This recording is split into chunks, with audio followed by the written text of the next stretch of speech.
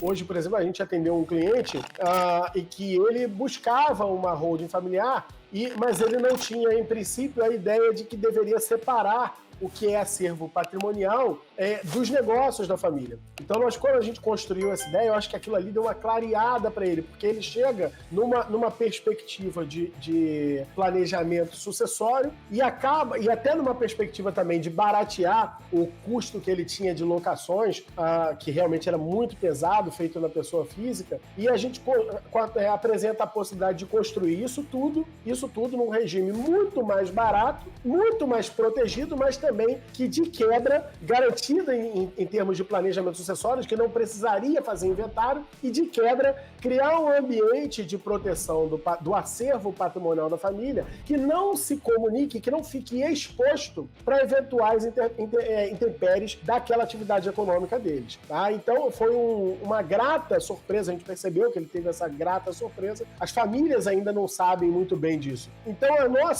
a nossa finalidade aqui com a holding familiar é utilizar como um instrumento de planejamento sucessório e de proteção patrimonial para a família, para que a família garanta que o patrimônio permaneça como sendo propriedade da família. Hoje, as pessoas que têm bens em nome próprio, aquele bem não é uma propriedade da família. Não é uma propriedade do indivíduo, e que no momento que ele falecer, qual pese o princípio de Sezini, não será dele. Não será dele. Primeiro vai ter que pagar muita coisa, principalmente ao Estado e até ao advogado. E para que isso aconteça, até chegar na mão dos filhos, muita coisa vai se perder, quiçá o patrimônio vai se dissolver e aqueles bens específicos que pertenciam aos pais sequer vão chegar nas mãos dos filhos. Vai ter que vender para poder pagar o custo do inventário e chegar ao saldo. Então isso é terrível. Então a gente tem uma estrutura organizada, lícita, permitida pela legislação para que isso aconteça, onde a gente consegue fazer com que os bens não pertençam mais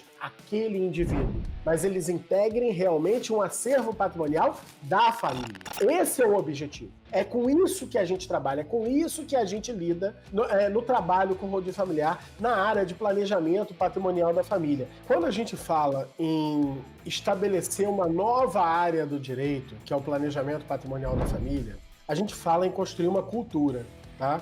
E toda cultura, todo ambiente que você cria, você tem os seus próprios jargões. Aqui o pessoal me ouve na internet várias vezes, por exemplo, 110% de proteção, integridade, célula cofre, né? Célula destino, essa coisa de tratar por célula. Então aqui no nosso ambiente a gente vai criando determinados jargões. Isso é a construção de uma cultura. E é importante a você que é candidato a ingressar nessa área do planejamento patrimonial da família, enxergar que a gente, na construção dessa cultura, talvez a mais importante de todas, e a gente precisa repetir isso também como um mantra, como um jargão, é dizer o seguinte: quem morre não tem que ter bens. Qualquer ser que morra não tem que ter bens. Por quê? Todo ser que morre e que possui bens necessariamente precisa ser aberto um inventário. Então, o caminho é você ter bens em nome de alguém que não morra, ok? Em nome de alguém que não morra. Como o Munhar, o ser eterno, né? Ele não está entre nós, né? Assim como não tem nenhum Highlander, né? Então a gente precisa de uma estrutura para que isso fique abrigado, para que esse patrimônio fique abrigado. E essa estrutura é exatamente a holding familiar. É a holding familiar que precisa passar a ser titular de patrimônio. Eu costumo fazer a comparação muito aqui com os Estados Unidos, né? Aqui nos Estados Unidos, o imposto da morte, que a gente carinhosamente, que fofo, a gente apelida de ITCMD, porque tá errado, não tem que chamar de ITCMD, ok? Tem que chamar de imposto da morte. Aquilo é o imposto da morte. Não tem que dar apelido carinhosinho, fofinho. Tem que mostrar para o povo o que é. É o imposto da morte. Aqui, por exemplo, eles chamam de imposto da morte, né? Então, o imposto da morte, aqui, ele é de 40%. 40%.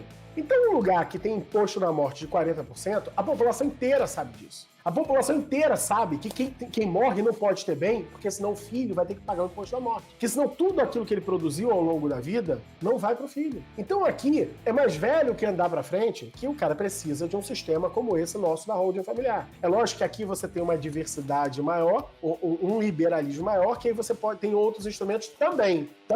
Por exemplo, já falei isso, o trust e tudo, mas no Brasil não é o caso. No Brasil, o que nós temos disponível é o sistema de holding familiar. Então, quem morre não pode ter bens. É isso que você precisa estar repetindo.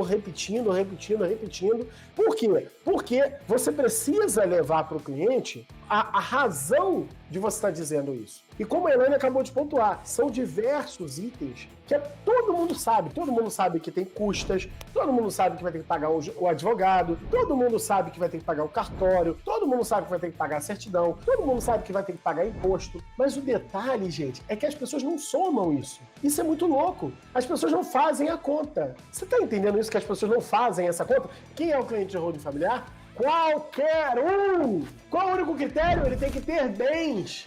Você acha que holding familiar é coisa para milionário? Você está viajando na maionese. Não é. Qualquer um, eu dei um exemplo de R$1 milhão para ser número redondo.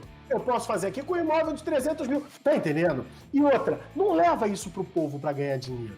Leva isso pro povo e esquece o dinheiro. Esquece. Sabe por quê? Porque quando você leva algo que é muito sofisticado, muito útil para quem quer que seja, gente, resultado financeiro é consequência inafastável. Eu falo isso para minha equipe o tempo inteiro. Cara, vocês querem ganhar dinheiro, vocês querem ficar ricos? Faz o seguinte, façam outras pessoas ficarem ricas, façam outras famílias não empobrecerem, ajude, impacte a vida das pessoas positivamente, principalmente do ponto de vista material, que é inevitável, é inafastável que você ganhe muito dinheiro.